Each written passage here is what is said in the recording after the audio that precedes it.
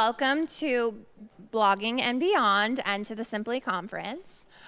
So we have 3 panelists on this particular panel who are obviously fashion bloggers and leaders in their space. So going to introduce them now. We have Wendy from Wendy's Lookbook. We have Courtney from Color Me Courtney. Hi, guys. And we have Tonya.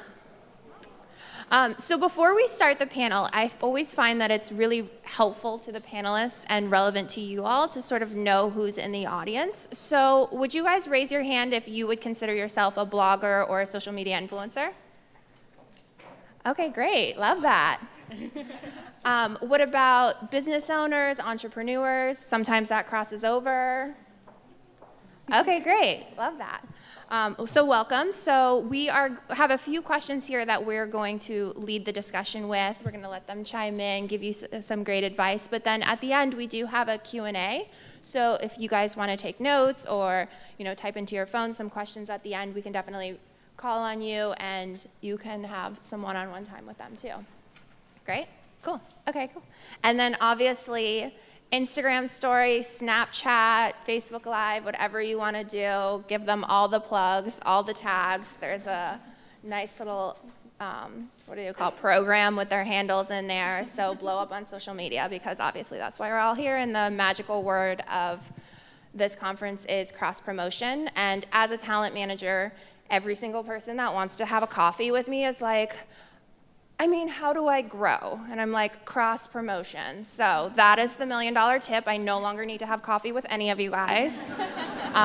You can definitely, still bring me a blue bottle if you want after this, that's fine. But cross promotion is key, and also tagging on geotags. So a lot of the times, followers who are not based in New York or LA, in the regional countries around America, like Atlanta, Dallas, Chicago, that still have really big influencer hubs, they're constantly looking at the geotags of popular places in New York and LA of where bloggers and talent, I say talent because I'm a talent manager, go. And so they're always looking at those feeds of new people to discover and follow. So tag Simply, tag Roots, people are watching, and get some promotion out there for you guys, obviously for them too, but we want to blow this up and make this as big as possible. So I think we will jump right in then. So is there anything that you guys want to start off with? Maybe give a little bit of an intro about yourself, how you got into blogging. The first question is how you took blogging from a hobby to a full-time job. So we could work that into whatever you think. You want to start, Wendy? Okay, sure. Great. I'm Wendy, and my blog is Wendy's Lookbook. I've been doing this for 8 years now, and OG. When I first started, there was really no job. Blogging wasn't a career. We were doing everything, unpaid. Now that the industry is much different. But back then, also, the competition is not as fierce as it is now. You can almost create any type of content, and it's still very, very shareable. Now I think it's much more competitive. But I was a business banker before that for 5 years at Wells Fargo, and then I quit my job and decided just to do something creative, and I'm so happy I have this job. I love it. Yeah. Awesome. Hi, guys. I'm Courtney, and also, I want to say it's so cool that Wendy's been doing this for so long. I've followed her forever, and she really is one of the pinnacle starting people in the industry. So it's awesome that we have her here. Thanks, Wendy. So I've been blogging full time for a little over 2 years. I grew up in Arizona. There wasn't really a fashion industry. I always wanted to work in fashion. My dad, who he's a numbers guy, he has a PhD in math. I was like, I want to work in fashion. He's like, that's not a job. I'm not paying for that. Don't go to school for that. So I went to college and I studied business. I got my MBA, and then I moved to New York. Started applying for jobs in the fashion industry, and no one wanted to hire me because I looked old on paper. I got my MBA very young at 21, and also I didn't have any fashion experience, so I was up against these girls who went to fashion school and things like that. So I really started my blog then as a creative outlet and also as a resume booster, just to kind of get in the door at some of these fashion companies.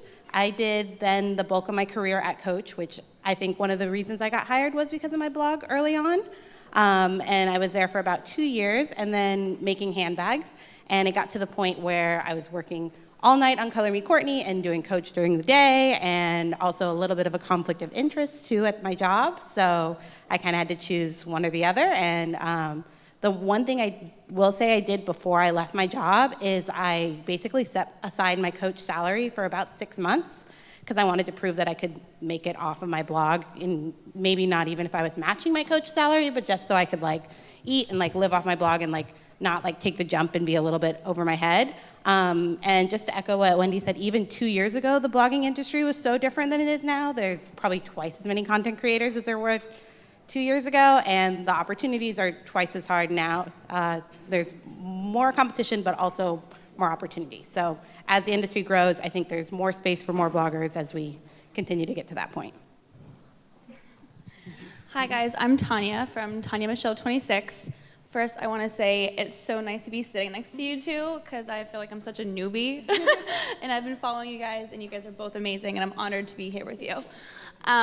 So I have a similar story to Courtney's. I was working full-time as a real estate seller. I was working for a home builder, and I was at the point in my career where I basically was at work working on my blog and my Instagram and taking selfies in the model homes, and then my upper management was like, can you please tell Tonya to stop taking selfies? I'm like, I'm on my lunch break, it's okay.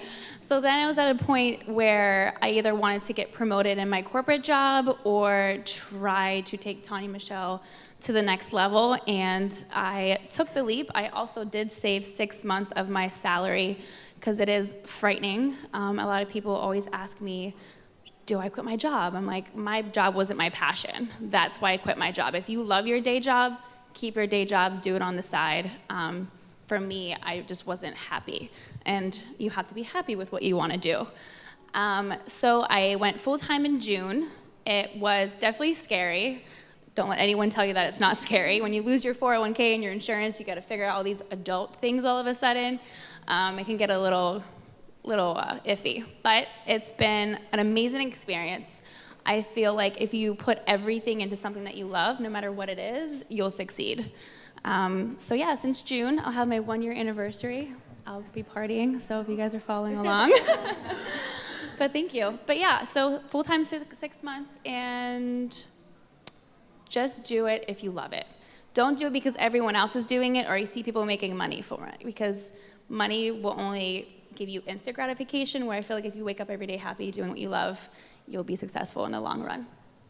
Yeah, I think that's great advice. I think that is something that every person that wants to be an influencer should understand. Like, the moment when you touched on don't quit your day job if you actually enjoy it, don't start this as your day job if you're not actually going to enjoy it, because otherwise it's just going to become a job. And I think a lot of you guys are probably out there because you enjoy being creative, you like styling, you love beauty products, your friends look to you as their influencer, and you're constantly making recommendations like, this is the foundation I buy at Sephora, this is the eyeshadow I love, this is the lipstick.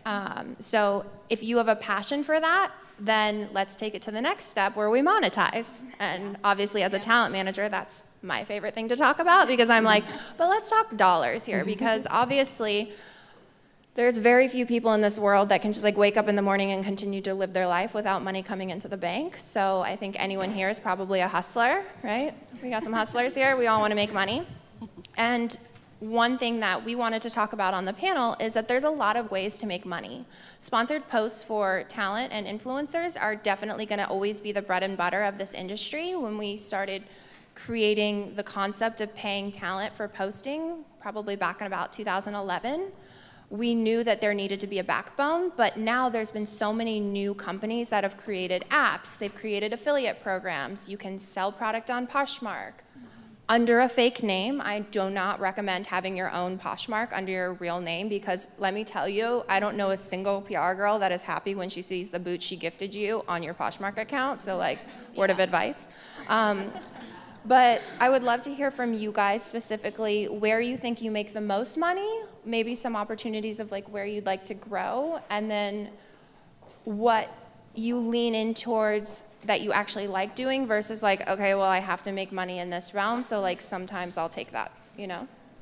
What do you think? Well, I think, touching on what you just said, affiliate linking, sponsorship, ambassadorship, I love establishing long-term relationships with clients. mainly because one, you probably love the product. Two, there's actually a story, a narrative that carries you through for months and months. So we really appreciate that. But I think also it's just like any business. It's just growing and diversifying your portfolio. So like you can, like at least for a lot of incredible Instagram photos like yours, you can actually sell your presets now. And that's something that wasn't available, 2-3 years ago for a lot of us. So I think it's just whatever you're best at, whatever you're most creative at, is there a way for you to convert that into a product that other people can actually, have as an added value to what they're doing currently? Yeah, I totally agree. So for me, the ways I make money are sponsored collaborations, ambassadorships, and affiliate linking, just like Wendy. I also really love when I can do an ambassadorship program. Some of them are even ones that I've pitched, so I don't think you need to be constrained by the idea that you have to wait for people to come to you and offer you money. Especially early on, when I first started blogging full-time, I probably was reaching out and pitching about 50% of my collaborations. If you have a really great idea, if you can put together a pitch deck and say, this is the value I bring. Sometimes you just have to introduce yourself too, because a brand might not know who you are. So, hi, I'm Courtney. This is the value I can bring. I'm all about color. I can create a stop motion video for you. I can create crazy colorful photos that no one else can create for you. This is why you want to invest in me, and this is the return that you'll see on your company. When you're first starting out, I know all that can sound really overwhelming, so I like to use my affiliate sales, especially early on, to kind of use it as like a proof of concept. So I could go to them and be like, look, these are the impressions, these are the people that were buying the thing that I wore. I wore this skirt, it's sold out, it can convert to like this many dollars for you, this is why it's valuable. And I think that's a really good way to kind of start the conversation going about money. I also think that if you start creating content that's really unique and different, meaning your photos are just so different than what anyone else is seeing, then you become instantly more valuable and you can be more expensive because they can't get what you're getting anywhere else. For me, because my blog's called Color Me Courtney, I'm all about color, but I'm based here in New York City where most people wear black and it's a lot of like gray cityscapes. So when you want color, I've become like the go-to girl that you come to, especially in the fashion space. There's a lot of colorful like DIY bloggers, but there's not so many colorful fashion bloggers. So I kind of found this like small niche where I become more valuable because there's less of me. So if you can do something unique that like defines you that way, then you're instantly more valuable, more marketable, and brands are more likely to invest in you money-wise. So I agree with both statements. I make the majority of my money through brand ambassadorships as well and sponsored posts. I'll be completely honest, last year I was just trying to figure out what sponsorships to take, which ones not to take, what products I don't like. I did 160 collaborations last year. I was so overwhelmed, so drained, and most of the companies, I realized they're not for me, they're not for my audience. It was a one-time post, so I guess you could say don't be afraid to take a collaboration, but also know when to deny one, because you don't want to lose the trust of your following, and you also don't want to look like a sellout. Like if you're a fashion blogger and then you never post food and all of a sudden you see an Oreo or you see like a Frito bag, you're like, wait, you always eat salads. Like how are you? Oh, you're getting paid. So me, I'm always eating cheese fries. So if anyone wanted to sponsor me for cheese fries, call me. Also, I do a garage sale. So the women in my neighborhood, I have a garage sale. I don't do Poshmark, but I usually sell all my clothes for $5. And I have wine. I do wine nights. And then I also, whatever I have left over, I do donate to women's shelters for my clothing-wise, because I know PR companies do not really like people selling things. So how else is there a good way to make money? A lot of people are doing ebooks. I think for me personally, I will be doing one hopefully in the next year. But I think there's a lot of them out there, and it kind of gets confusing on which ones are legit, especially when they say, make $50,000 a month. And I'm like, guys, it's not going to happen. It takes time. But yeah, I also would say when you're trying to do collaborations, like you were saying about pitching people, no matter how big you are or small you are, always pitch yourself. Don't rely on anyone else just to come and like knock on your door and hand you a check. I always say, sometimes when our numbers get so big, a lot of people sometimes think that they deserve a sponsored post, or they don't have to actually earn the relationship with the brand. never forget that we started at 1 follower, and if Instagram deleted tomorrow or a blog or something would happen, we're still the same person. So just hustle, never forget who you are, and definitely pitch brands. It's very important. Can I add one more? Yeah, of course. I just wanted to add to with both of them what they said.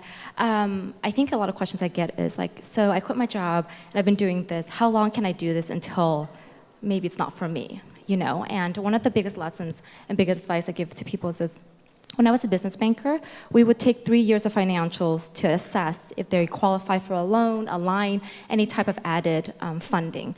And that's how you can see the breadth of the business and how it grows in 3 years. So what I would say is that, quit your job, have savings, but give yourself like 3 years to actually fully do what you do best. If you're doing this for a year and you haven't seen any results, give yourself like 2 more years. For 2 years, give yourself another year. After 3 years, then I would reassess. Reassess on what you love, what you don't love, and how do you use your best asset into what you do love.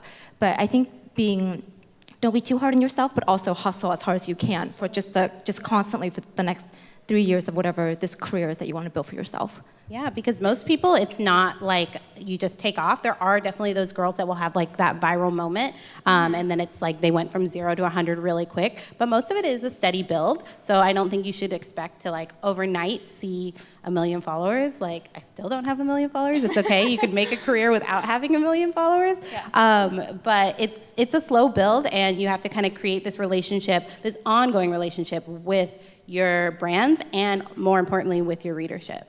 One other thing that I wanted to add, which you said a little bit earlier, that like if you feel like you're waking up and this isn't for you, or if you're doing it and you really hate taking photos or something like that, then maybe at that point it is time to like reassess or figure out how you can do something where you're maybe like not on camera, because it's not a job, it's not a 9 to 5, it's your whole life. Like, I'm Color Me Courtney all day, every day, 24/7. Exactly. So it's not like, I used to say when I worked at Coach, I had a Hannah Montana life, because I would like put on the wig at night and be coloring Courtney, and then like go to Coach and like have like my normal life. But it's not like you're in it all the time, so you have to be able to eat, sleep, and breathe it, and really embody your brand. So creating a brand that's maybe not aligned with actually who you are is way more challenging, because you have to put on this mask every single day. Yeah, definitely just stick with who you are. I know it's hard because I even do it. There's times I'm like, maybe I should make my feet like she does, or maybe I should, like, what should I do to get that kind of collaboration? And just be yourself. You'll stay happy, and your followers and your readers will know that you're being genuine. It'll take you longer. It'll take you further in the long run. Absolutely. 100%. Got it. And I think one thing that they also touched on is when you are pitching yourself, a lot of people have questions about what to include on a media kit. You really shouldn't include pricing, because pricing should change based on the brands that you're working with, which product you're promoting, what the scope of work is. And it's nice to communicate a baseline, but that's what an email's for, that's what hopping on a call is for. So we also want to give you guys some tangible advice too. So if you have specific questions, again, later we're going to open it up, but what to include on a media kit, or should I be pitching myself, or should I make a fake email address and have an assistant pitch me, or my manager pitch me? Definitely not, because the problem is somebody's going to want to meet that assistant and meet that manager, and when she's constantly unavailable because she doesn't exist or he doesn't exist, you're going to look like you're rude.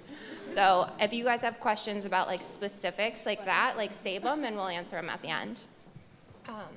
So I think what you also touched on a little bit is how different your career started, and sort of probably where your goals are, what you guys want to do after this, but we all know that it takes a village sometimes. So tell me a little bit about your team. Do you have a photographer? Do you have a manager? Do you do everything yourself? Are you a one-woman show?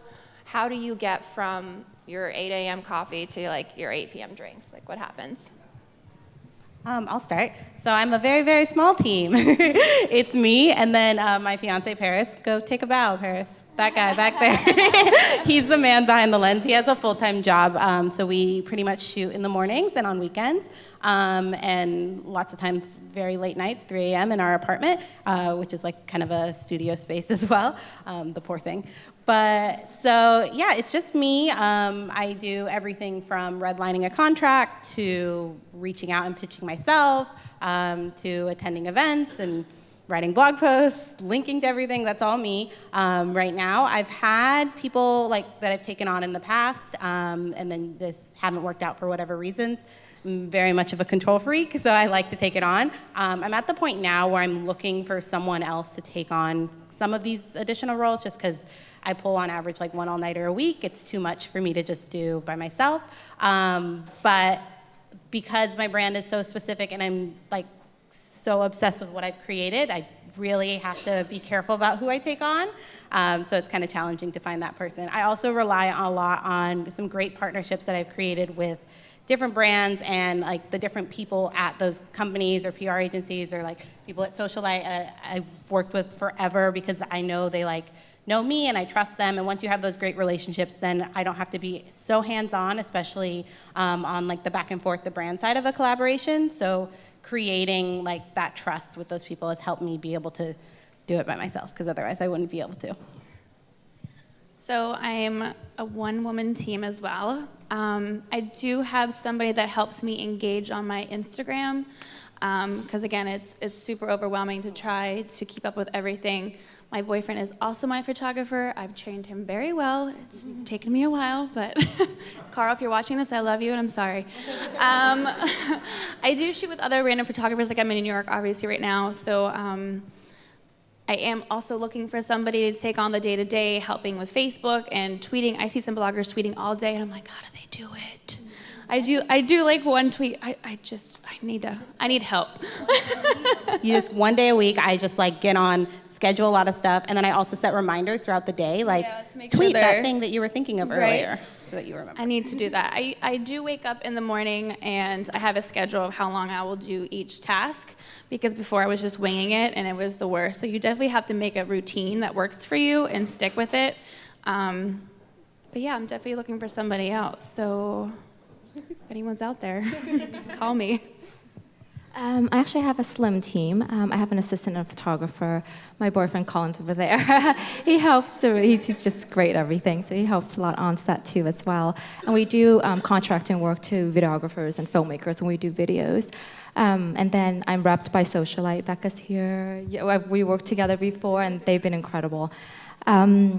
I still edit my own photos. I love editing. That's actually very extremely therapeutic for me. And I think that was why I really love this job. It's like I find it therapeutic just to sit there, and I spend hours and hours editing. I can't video edit. I think that's just a different type of style. But no, it's it does take a village. And I think one of the hardest thing I learned through this whole experience is that when you build out your team, I mean, to me, being a manager is much more difficult than being a content creator. Like I love being a content creator, but being like a boss and being a motivator and being also kind of leading that charge has been a growing experience for me. I went through a lot of employees before I've actually found someone that I'm much more compatible with now. I was much more afraid to fire people, and now it's not. I'm so that's not very comfortable. But it's just really running a business, and how do you slim your team so that everything is very efficient, everything runs smoothly, and everything can run when sometimes you're not there. Because there's things that needs to be done when you're not there, and how do you train your team to get to that point where you're comfortable? I think one thing that we constantly communicate towards brands is that influencers are their photographer, the editor, the wardrobe stylist, the hairstylist, the makeup artist, the art director, the creative director, the director for the shoot. And so much of that really mirrors these advertising campaigns that major magazines and production companies are producing.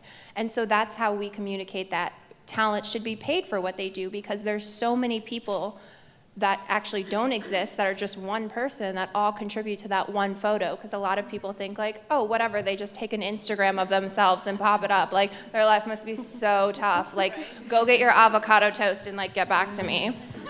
And there's so much more to it. So we really celebrate people that are doing it themselves and do take pride in spending that extra time to take out the weird line in the background or color correct or adjust saturation. Can I say one more thing about teams? Because I know we all talked about that we have significant others who are our photographers. And so I know a lot of girls who aren't in relationships, or they're in relationships with people who don't want to be behind the camera. And either that could become like a pressure point because you want them to to be behind the camera and you want this like kind of blogger boyfriend that I think exists so much on Instagram. But a lot of people have successful Instagrams, blogs, content without that person, or with a relationship that doesn't exist in their like social media. For me, I have another friend who blogs full time, and we meet about once a week, and we'll take each other's photos for like stuff that comes up, because as I said, Paris has a full-time job, and sometimes there's like, oh, I need this tomorrow, and he's like, I'm on a plane to Chicago, I can't help you for these 2 days. So having like relationships with other women in your space can also be really beneficial. So we'll meet and we'll shoot each other, and then there's even times where she's like, oh, this wall's cool, and I'm like, here, take my coat, and we'll like switch and get like double the amount of things, bounce ideas off each other. So don't think that you have to have a Instagram boyfriend in order to make this happen. You can do it with the help of other women, with hiring photographers, with collaborating with photographers who are looking to get their name out there.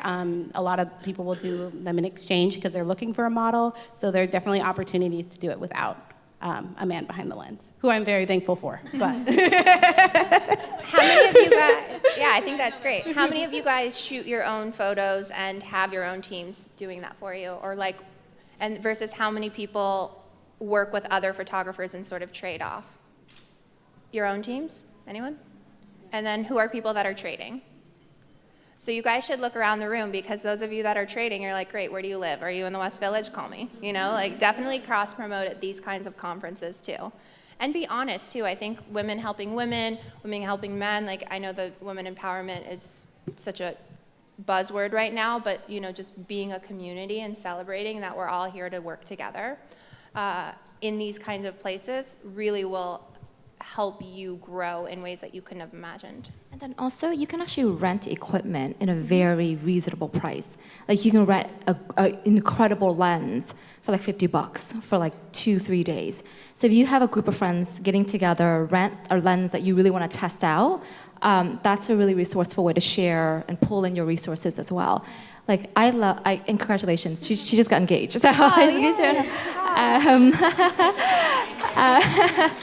just to piggyback on significant other, so this is kind of a personal story, but I don't recommend shooting with your significant other, mainly because I did that for 8 years with my ex-boyfriend, and it was I learned really fast, and it's just extremely stressful, especially when your lives become so intertwined that dinner conversation is about what camera you're using or what content you're posting, what's your caption all the time. And I'm sure you all are very critical of your own work. Just having that extra voice, that's added criticism, and on top of that, what you already are critical of, it can be really just very heavy. So at least for us, and I mean, my class, I guess, of bloggers, like all of us didn't make it with our significant other, if that's any kind of a weird takeaway, you know. But now, like, you know, Colin helps. He actually can shoot because we both train on the same cameras and everything. So if he needs to step in, he's more than happy to step in. I shoot him too if he needs it. But it's much more of a, for us, it's like a hobby that we enjoy together, but it's not a job, you know, versus having your significant other be like a job. So it's still very enjoyable for us to shoot each other, and that's how we want to keep it. it has to be something that they enjoy as well. Yeah, like Paris was into photography before Color Me Courtney. But forcing him to do photography if he wasn't into it would not be very successful. Yeah, I agree. Love that. So we've talked a little bit about like what you guys do throughout the day, and obviously how your significant others contribute to that. Where do you think the industry is going, and what kind of projections do you have for your own personal careers? What are your dreams, your hopes, your desires? Tell us. Confide. We want to know. I'll go. So one of my big goals for like the next year, year and a half, is to create like an offline experience. Although I love engaging with my online community, it's always so much more fun for me when I get to connect with a follower in real life. And there are some content creators who don't like being in a room. They would rather be behind a camera, behind a computer. I'm not that person. I would rather engage in real life and put our phones away, which I know is weird because I spend so much time creating Instagram content. But I also think as we're in this space where like everyone knows like the Instagram algorithm and like what is happening there, and just as we become like maybe less reliable on these like different social platforms and tools, I think it's more important that we can kind of engage and kind of create communities offline. So I'm not entirely sure how I specifically want to do that, but that's like becoming like one of my passion projects and goals, and whether it's just having various meetups or like, you know, creating different like culinary communities in different places where girls can like get together and like inspire each other and like feed off of each other. I also have a pretty strong following of kind of newbie bloggers, so I've started to like post like weekly about like tips for like newbie bloggers and how to break into the space and kind of branding tips. So I really want to like take that to like the next level and kind of helping people grow to build their brands in different ways. I think my long-term goal is funny because somebody asked me this yesterday and I was trying to think of it, and I think it's more of a personal thing. Like, we're trying to start a family, we're trying to get married, so I'm trying to figure out how to incorporate all that into my blog now and into my Instagram, and I'm hoping to create maybe my own beauty line in the next year or two, maybe an agency. I think wherever I'm supposed to be, it will take me. Mommy bloggers are very profitable. There's a lot of money in that little sippy cup and bugaboo. I'm constantly pitching mommy bloggers. It's a really great market to get into. If you guys are talking about getting pregnant, I highly recommend it. I will call you when the bumps start showing. Yeah. Managers are always supportive. We're like, you got engaged? Amazing. There's so much content for people that are engaged. You're pregnant? Amazing. We love that. And that's the best part about this industry and this career, is that we've made an ecosystem that evolves with natural life. You know, it's an industry that actually celebrates a change in someone's life. If you move into a new house or you move locations, people are excited, and your followers crave that content, and they want to grow with you because they see the commonality of, oh, I'm pregnant too, or I'm trying to get pregnant, or the new wave of talking about IVF. Like, all of that is so important. It feels more connected versus just somebody taking a pretty Instagram photo. Yeah, you know, I they think- feel like it's real life. I think everyone's pretty much over the, like, this is my outfit and here's Yeah. my coffee. Like, I think people want to get to the core issues and talk about stuff. Agreed. Yeah. And I'm in the early stages of developing my own jewelry line, so I'm working on that. Yeah, thank you so much. Congratulations. Thank you, you're so sweet.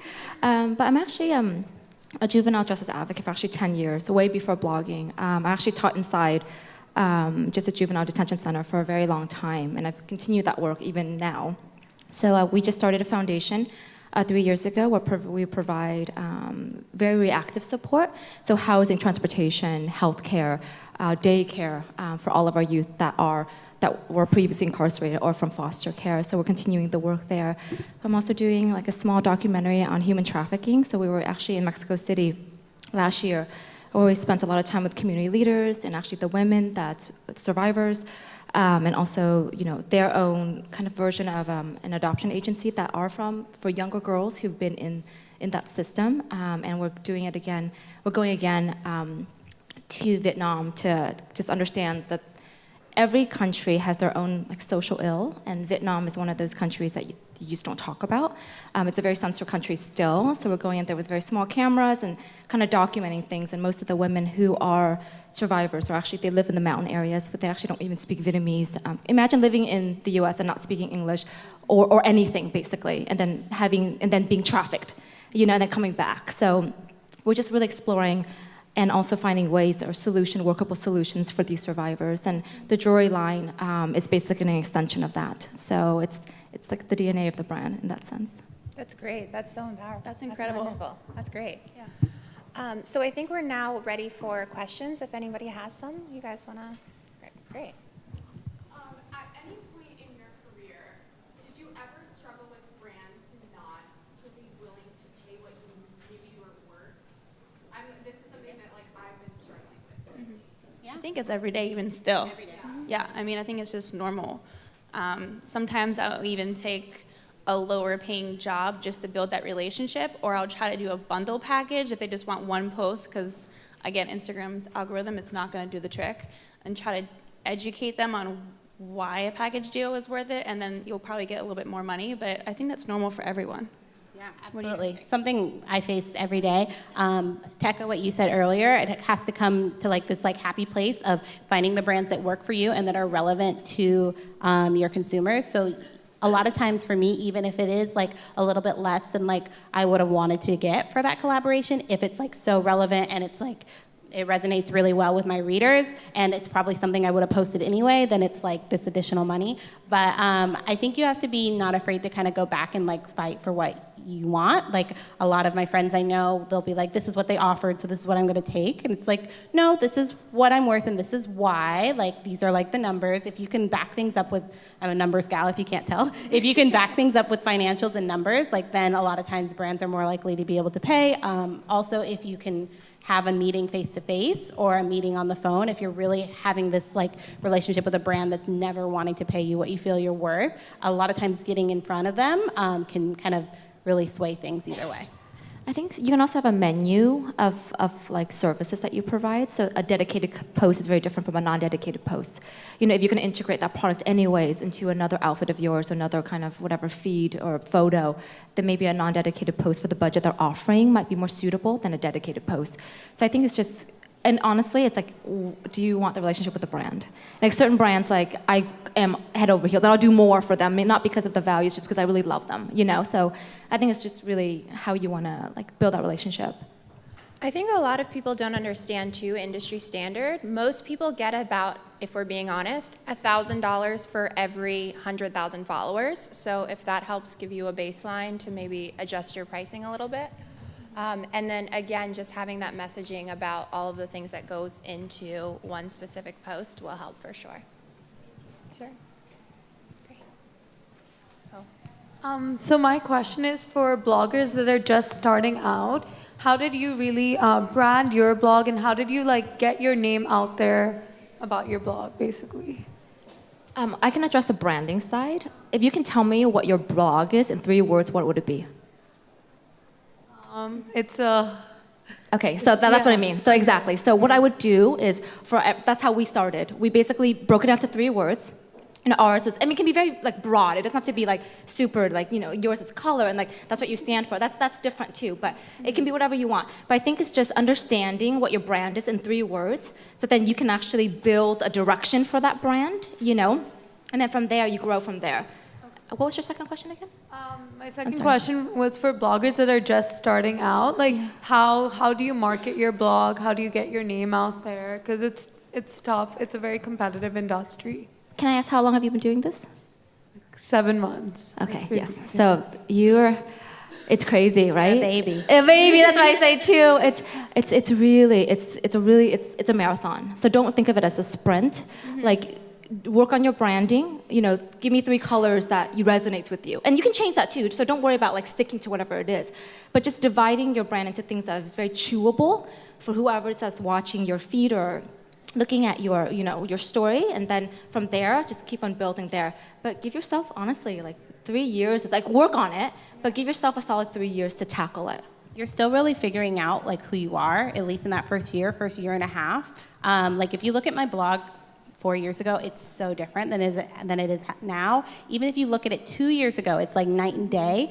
And so I can maybe say for the past like year and a half, 2 years, I've been consistently one thing and 100% one thing. And it took a while to kind of get to that point where I really knew exactly who I was. So once you have that core brand DNA that Wendy was talking about, then it becomes a lot easier to grow. And I know that's easier said than done. So instead of focusing on like, how am I going to get to the next level? I think you really have to build a strong like baseline first. Because yes, exactly, a great foundation. Because even if like, so think of like the viral thing. If you went viral overnight tomorrow and everyone now knew who you were, but you didn't have something like really strong that you stood for that was really identifiable, it wouldn't matter, right? Stick. Exactly. Yeah. So until you really have built that strong foundation, it doesn't matter how many followers you have or how much exposure you have because it's not going to be relevant. Also connecting with other bloggers, there's tons of support groups on Facebook that you can be in. You guys can do like Insta story shout outs for each other, get their followers to know who you are and vice versa. Definitely make blogger friends, people who understand what your goals are and what you're trying to do, and then get a support team and just support each other all the time, whether it's liking and commenting each other's photos, doing shout outs, anything. Like it's very important to build a good group of girls. Yeah. And I know kind of finding blogger friends can be a little bit overwhelming.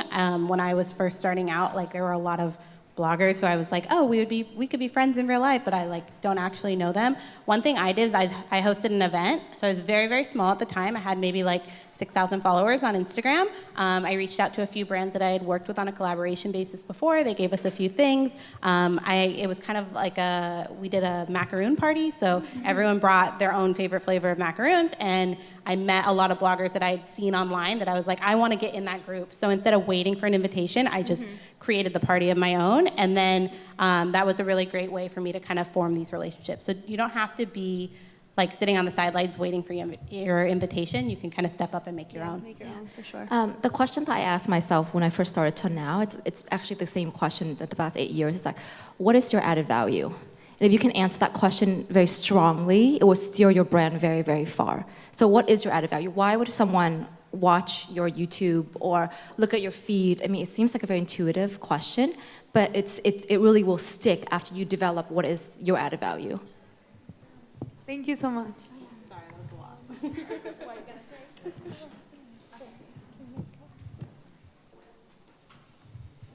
Hi, thank you. My name is Anna. I kind of just wanted to follow up a little bit on that prior question. So we were talking about, with the prior question, new bloggers. So as a new blogger on Instagram, how do I defeat, for lack of a better word, the new algorithm that doesn't really favor new bloggers that have a small following account as of right now? Like, besides using the tools that Instagram provides for your posts, like hashtags and geotagging and things like that, how do you get your pictures out there and make them more visible? Because I feel like, people who have a small following as compared to somebody who has a lot, just their pictures aren't really getting that engagement because no one's really seeing it. So how do you overcome that new algorithm that's out there? Yeah, so one thing I would a little bit disagree on is I think that if you have newer followers, your content is seen more by those newer followers. So for me, and maybe Wendy specifically, if we've been on Instagram for a long time, we have followers that we've had on Instagram for 4 years. It's those people that have been following me for 4 years that aren't seeing my content.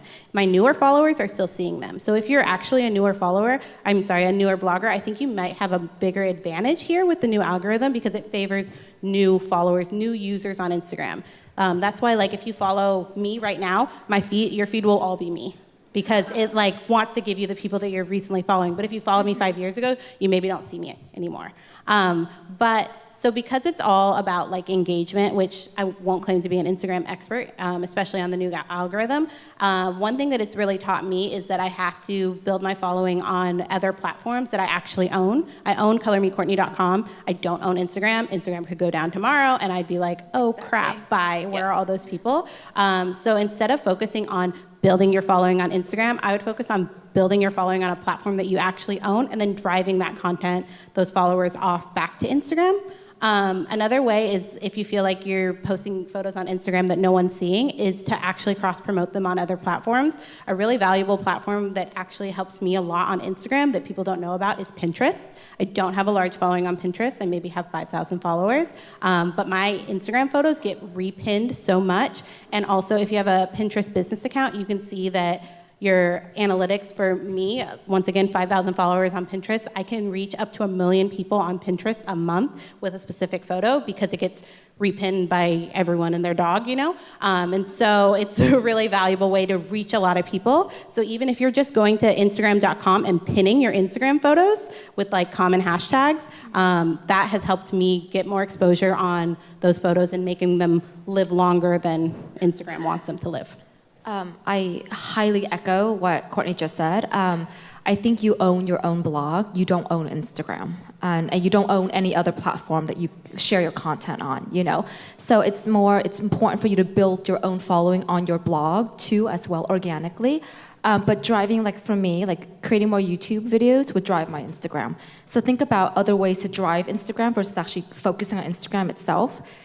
I mean, I've talked to Eva, and there's really nothing, that you can really do to beat their algorithm or to kind of to play Instagram in that sense. What's it? I think that was great. Yeah, that was good. I think we have time for one more question. I'm not going to be in charge of picking who that is, but obviously we'll all be here afterwards too, so if you have a few, we can chat then too. Alrighty, so my question is for you guys before you started blogging full time. So when you were kind of having your other job, I'm a student and I have 2 part-time jobs, how do you manage all of that with trying to keep up with your blog and trying to interact and connect with people and just managing time management? I think it's really hard And I'm just gonna be honest, it is. I mean, it's either you really love it and you just make time for it, and like you said, you have nights where you don't really sleep. I was bartending. Well, first I was at my corporate job, then I was bartending, then I was coming home, trying to have a life with my boyfriend, and then also trying to blog. It's just one of those things, if you love it, you just make it happen.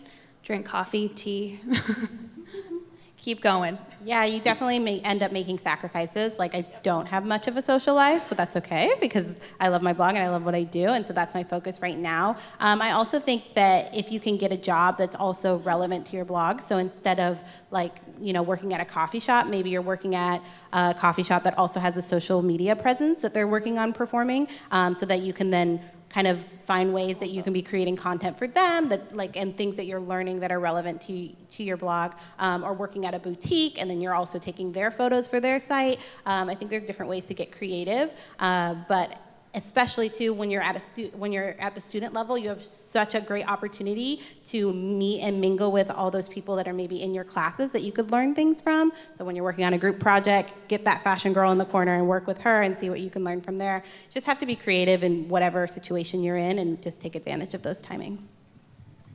Yeah, I think it's just the same thing. When I was in corporate banking, I worked a lot, but didn't really care for it. And then when I quit my job, I actually had enough savings for 2 months. Ran on money after 2 months. Back then, there was no blogging. So then I did it for no money for a very, very long time before I actually monetized that, like 8 months. But saying that, I've worked more now than I've ever worked at my corporate job. I have more white hair now than I've ever had when I was at the bank. But I love the job so much that it doesn't feel like it. But you're actually gonna work a lot harder and more when you actually really do like something. So it's just, there's no easy way around it. Not a lot of sleep and just a lot of, working. Yeah. And I think Tonya said it correct earlier. She said that she sets specific times. So don't go crazy shooting yourself for an hour. Really, if you're not getting the shot in 10 minutes, switch up the jacket. Yeah, don't feel bad to unplug. It's one thing I've always had a hard problem doing, and I feel like it's almost a good thing to not want to stop working, but know when to unplug. Enjoy your friends, your relationships. You have to, because I feel like when it consumes you and it starts becoming it's a job, but when it becomes a job and you're not happy is when it kind of takes the fun out of it. So know to when to unplug and have fun. And when the fun's sucked out, your content reflects that. 100% I agree. So thank you guys. Yeah, thank you guys so much for coming out. Like I said, if you still have questions, let us know. Thank you.